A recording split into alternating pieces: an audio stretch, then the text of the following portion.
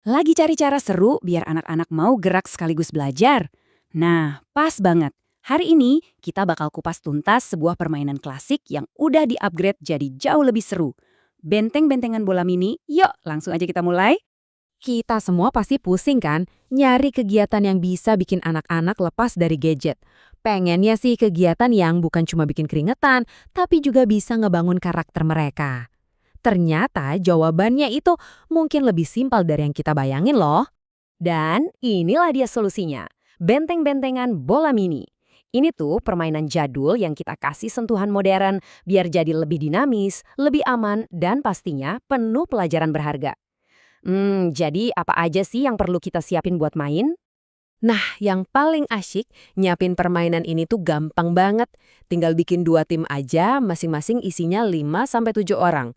Nggak perlu lapangan gede-gede kok, ukuran 10 kali 15 meter juga udah cukup banget. Dan yang paling seru, satu ronde itu cepat, cuma 10 sampai 15 menitan. Jadi anak-anak bisa langsung main, nggak pakai ribet. Soal peralatan, wah ini lebih gampang lagi. Cuma butuh lapangan kecil, beberapa kon buat jadi bentengnya, bola plastik yang enteng dan aman, sama rompi buat bedain tim kalau ada. Artinya apa? Permainan ini fleksibel banget. Bisa dimainin di halaman sekolah, di taman, ya di mana aja deh yang ada sedikit ruang kosong. Oke, sekarang kita masuk ke bagian paling penting nih. Gimana sih cara mainnya? Tenang, kita bakal bedah aturannya satu persatu biar gampang banget dipahami. Aturannya simpel banget loh. Pertama, tiap tim punya satu benteng yang harus dijaga. Kedua, tujuannya apa? Ya, sentuh benteng lawan buat dapet poin. Ketiga, kita bisa nengkep lawan dengan cara lempar bola ke mereka. Keempat, nah ini nih kuncinya. Kalau kena lemparan bola, kita harus balik dulu ke benteng kita sendiri buat reset. Dan yang terakhir, tim yang poinnya paling banyak pas waktu habis, dialah pemenangnya. Gampang kan? Jadi, bisa dibilang inti permainannya itu tarik ulur terus antara nyerang dan bertahan. Kamu harus pintar-pintar cari celah buat maju dan cetak poin. Tapi di saat yang sama, mata juga harus awas ngeliatin bola lawan. Salah dikik, kena lempar ya harus balik lagi ke benteng. Oke, kita pertegas lagi ya aturan yang satu ini, soalnya ini penting banget. Kena bola atau ketangkep, itu bukan berarti kamu out dari permainan loh. Enggak, kamu cuma perlu reset aja dengan cara lari balik dan sentuh benteng tim kamu. Aturan ini yang bikin permainannya jadi dinamis banget. Jadi pemain tuh terus bergerak, dari bertahan ke nyerang bolak-balik. Nah, ngerti aturan main itu baru langkah pertama. Pertanyaan berikutnya gimana caranya biar menang? Dan yang nggak kalah penting, gimana caranya main seru tapi tetap aman? Percaya deh, dua hal ini tuh saling berhubungan. Jadi gini, pemenangnya itu ditentuin dari siapa yang ngumpulin skor paling banyak. Fokusnya bukan buat ngabisin semua lawan, bukan. Tapi tentang seberapa sering tim kamu bisa nyusup ke pertahanan musuh. Dan, tok, nyentuh benteng mereka. Setiap sentuhan itu berharga banget, sampai wasit niup peluit panjang. Nah, disinilah kerennya permainan ini.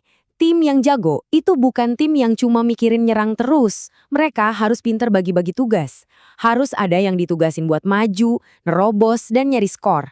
Tapi harus ada juga yang stay di belakang, jagain benteng, sambil siap-siap nangkep penyerang lawan pakai bola. Di sini, teamwork atau kerjasama tim jadi kunci segalanya. Tentu, seru-seruan itu penting, tapi keamanan tetap nomor satu ya. Ada 3 hal simpel aja kok yang perlu kita perhatiin. Pertama, wajib pakai sepatu yang alasnya gak licin, biar gak gampang kepleset. Kedua, bolanya juga harus yang enteng ya, dari plastik atau karet gitu, biar aman kalau kena badan. Dan terakhir, jangan terlalu rame. Jumlah pemainnya disesuaikan aja sama luas lapangan, biar semua bisa lari-larian dengan leluasa. Oke, kita udah bahas cara mainnya, strateginya, sampai ke keamanannya. Sekarang yuk kita mundur sedikit dan lihat gambaran besarnya. Sebenarnya apa sih manfaat yang kita dapat dari permainan ini? Intinya begini, benteng-bentengan bola mini ini lebih dari sekedar lari-larian loh. Ini bukan cuma aktivitas fisik biasa loh. Di setiap lari, setiap lemparan bola, dan setiap usaha menyentuh benteng, disitulah anak-anak belajar. Belajar komunikasi, belajar mikir strategi dadakan, dan pastinya belajar gerak dengan lincah. Ini tuh bener-bener belajar sambil bermain. Jadi, siapa sangka ya, permainan yang kelihatannya sederhana ini ternyata punya potensi yang luar biasa. Nah, ini jadi semacam tantangan juga buat kita semua. Kira-kira permainan edukatif apa lagi ya yang bisa kita kenalkan atau kita hidupkan lagi buat anak-anak kita?